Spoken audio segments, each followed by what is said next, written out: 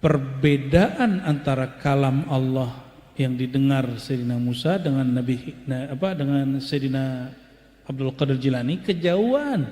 Gak usah Nabi Musa. Syekh Abdul Qadir Jilani, ini saya sampaikan juga kabar gembira sekarang, janji, semoga bukan janji, niat. Salah satu kitab yang diajarkan di sini nanti adalah kitab Syekh Abdul Qadir Jilani, yaitu Al-Fathur Rabbani. Jadi setiap hari itu ngaji kitab para wali Allah. Tapi ada yang ngaji kitab syariahnya, fikihnya, akidahnya, tapi dominan ngaji tasawufnya.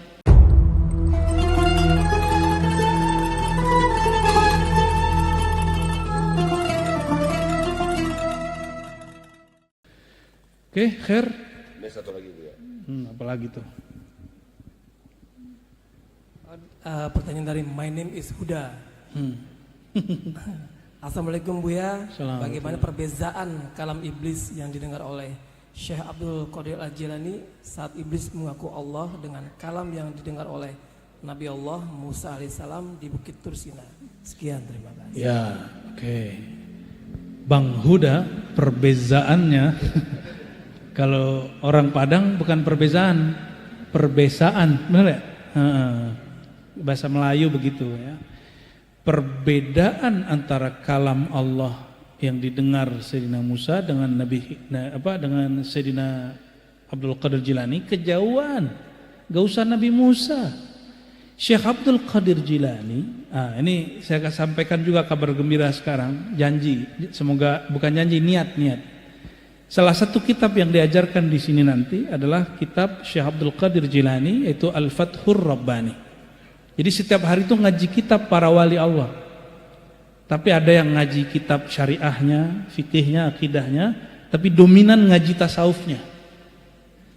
Jika ada 7 hari, maka 4 harinya ngaji kitab tasawuf, 3 harinya satu akidah, satu fikih, satu lagi bab muamalat atau apa gitu ya. Dan pakarnya alhamdulillah sudah ada semua. Salah satunya Fathur Rabbani. Fathur Rabbani ini pernah saya buka sekali di Lampung, mesti ingat Pak Haji Ibrahim. Mesti ingat ya, di tempat temannya Pak Ibrahim, tetangga. Ya, nanti saya insya Allah kesana lagi, kita buka lagi kitab itu ya, ke tempat Pak Haji nanti ya. Ini jauh-jauh dari Lampung. Darat atau lewat udara Pak Haji? Lewat darat, luar biasa ya. Semoga Allah berkahi perjalanannya dan dijaga ya, dengan rombongannya. Di kitab Fathur Rabbani, Imam Syekh Abdul Qadir Jilani bertemu Allah dan mendengar kalam Allah yang hakiki persis seperti Nabi Musa itu lebih dari sekali. Cuma yang dikisahkan dalam manaqib kebanyakan supaya murid dan santri itu hati-hati, kisah palsu syaitonnya. Jadi yang datang itu bukan Allah tapi syaitan. Orang yang tidak faham dikira kalau setiap kali ketemu Allah itu syaitan. Nah, itu belum qadiri dia. Nih saya kasih tahu ya, salah satu thariqah kita Naqsyabandiyah Khalid. Kullu Khalidi Naqsyabandi wa kullu Naqsyabandiyah Khalidiyah Qadiri. Setiap orang yang berthariqat Naqsyabandiyah Khalidiyah itu juga Qadiriyah. Lewat jalur siapa? Sidi Ahmad Sirhindi Al-Faruqi. Beliaulah yang dalam kitab Maktubat, dulu saya belinya ke Buya Zulafi. Dulu beliau ini bosnya kitab, sekarang udah pensiun kayaknya. Dulu saya beli kitab itu ke Buya Zulafi, Maktubat Al-Imam Rabbani, 3 jilid. Imam Rabbani ini ahli hadis, mursyid tarekat di India, keturunan Umar Al-Faruq, Sayyidina Umar ya. Sidi Ahmad Al-Faruqi sebelum jadi mursyid Naqsyabandiyah, dia mursyid tarikat Khistiyah, Suhrawardiyah dan Qadiriyah. Lalu, ini unik, ini Sidi Ahmad Sirhindi ini unik. Ini santri dicari oleh kiainya. Biasanya kan santri cari kiai. Jadi diutus oleh guru besar di Uzbek. Ada seorang guru besar ngutus muridnya bernama Muhammad Baqi Billah. Siapa nama guru yang diutus? Muhammad Baqi Billah. Apa kata gurunya? Muridmu bukan di Uzbek, muridmu di India, sono gitu. Patuhnya orang ke guru, dia nggak nanya, "Tar anakku gimana guru? Tar istriku gimana guru? Tar kerjaanku gimana guru?" Ya, antum kalau disuruh gitu sama gurunya pasti itu kan jawabnya. Benar nggak? Nanti kita buat nih pengajian di sini, pengajian zikir akbar, zikir rutinan tiap minggu. Saya yakin nggak semua orang hadir, pasti ngomong, "Aku lagi ada kerjaan, sibuk. Ntar kalau ada waktu luang aja." Gimana mau jadi wali? Zikirannya kalau ada waktu luang. Tidak mau meluangkan waktu. Ini beda. Beda nggak? Meluangkan waktu dengan kalau ada waktu luang, beda nggak? Dan saya husnuzon yang hadir malam ini semuanya meluangkan waktu. Apalagi yang jauh-jauh dari luar kota ya, Masya Allah, barakallahu fikum ya. Dan saya juga sama. Nih teman-teman, ini antum ya masuk panitia, saya Masya Allah. Terima kasih antum semua panitia, baik panitia dari kampung sini, Pak RW, Pak RT, teman-teman ribat ya, teman-teman media. Mohon maaf, biar antum ini clear aja. Bang Dik ini artis bukan? Dia nggak dikasih honor. Antum kalau ngundang aneh, pasti mikirin honor kan? Aneh nggak mikirin, antum mikirin. Tanya Pak Haji itu. Ya. Benar nggak Bang Dik? Bang Dik kalau diundang orang ditanyain kan? Dan saya luar biasa ya, termasuk ya, beliau nggak mau ya. Kemarin nyanyi kita bayar nggak Bang? Ya. Orang lama stinky nyanyi nggak dibayar. Maksudnya Pak, ini pengajian bukan pengajian biasa bro, ini pengajian perjuangan. Ini pengajian perjuangan. Ini pengajian harokah ruhiyah, pergerakan ruhani. Maka jangankan panitia, ya, jangankan antum, saya pun sama. Kalau ada jadwal bentrok awal bulan, saya cancel yang di luar, di sini yang saya duluin. Gitu maksudnya. Jadi teman-teman, ayo sama-sama saling ya, meluangkan waktu. Meluangkan waktu. Sepakat? Mau hujan mau apa ya, kecuali kiamat aja ya. Tapi tenang, kiamat belum terjadi. Kenapa? Al-Masih Isa belum turun. Sayyidina Al-Mahdi belum zahir, dia mesti mastur. Dajjalnya belum nongol secara terbuka, dia sudah main. Ya. Ikan Allah sirkan semua ini.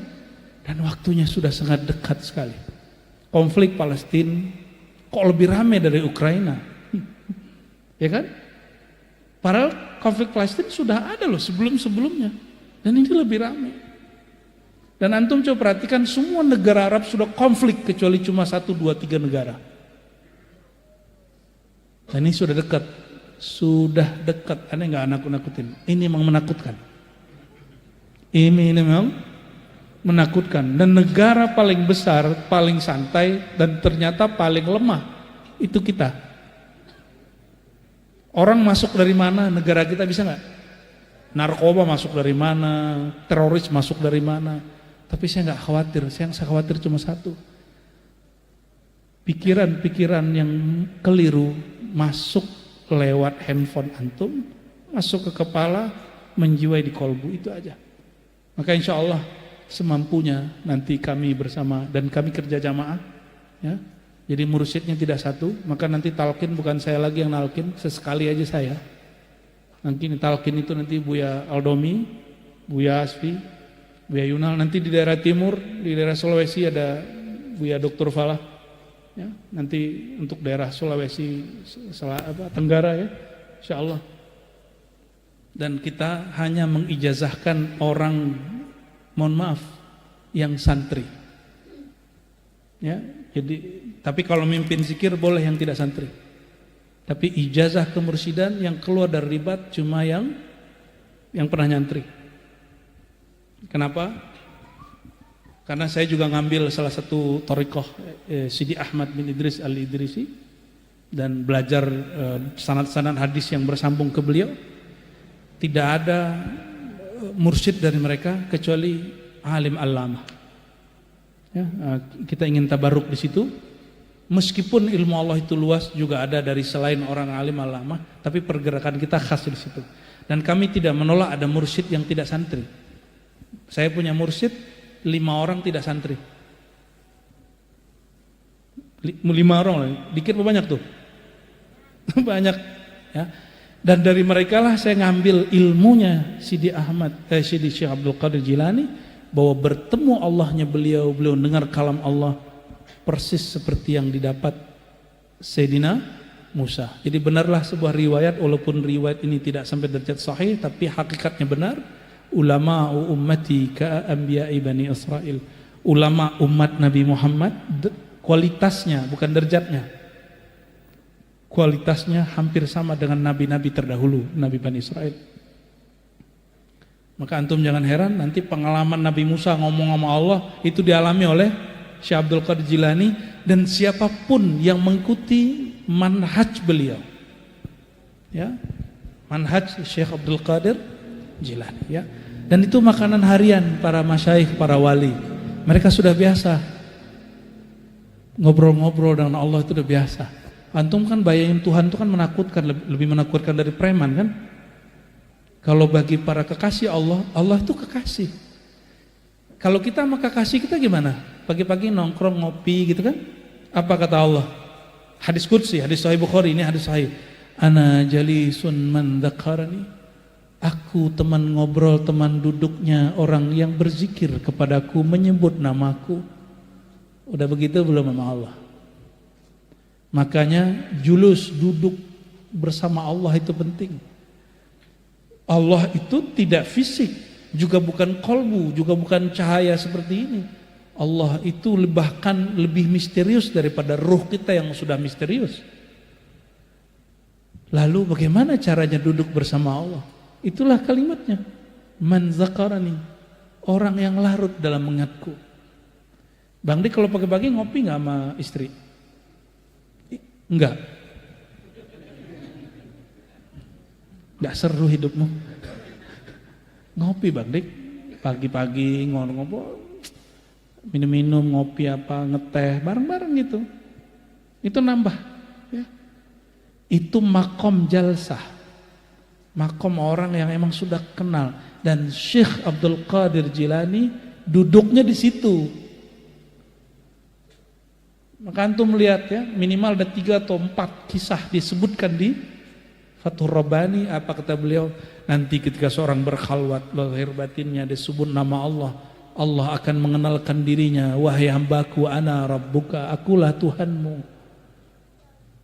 Allah ngomong, dan dia cerita, Allah berbicara kepadanya. Cuma saya mau tanya nih mantum, Syekh Abdul Qadir sudah wafat 9 abad lalu ya? Iya ya? Tahun 500-an ya. Kira-kira makom Syekh Abdul Qadir itu hanya untuk beliau atau setelah beliau ada orang yang menggantikannya? Atau gini deh, pengalaman Syekh Abdul Qadir bertemu Allah, bertemu rohani Rasulullah, apakah hanya khusus untuk beliau atau juga bisa untuk umat Nabi Muhammad SAW yang lain? Kenapa? Sesama umat Nabi Muhammad SAW. Dan itu yang dikatakan oleh Syekh Al-Imam Abu Hamid Al-Ghazali. Al-Ghazali, apa kata Imam Ghazali? Makom ini tidak hanya untuk para nabi dan wali-wali besar terdahulu, tapi juga untuk siapapun yang mau mengikuti jalan ini. Kitab Kimia Sa'adah, kitab Al-Munkis Minad Dolal, silakan dilihat. Silakan dilihat ya. Tapi Imam Ghazali sampai ke makom itu berkat gurunya Abu Ali Al-Farmadi. Selevel Ghazali bermursyid. Ya, emang sehebat apa kita kiainya, ustadznya, kok nggak mau bermursyid? Allahumma sholli ala sayyidina Muhammad.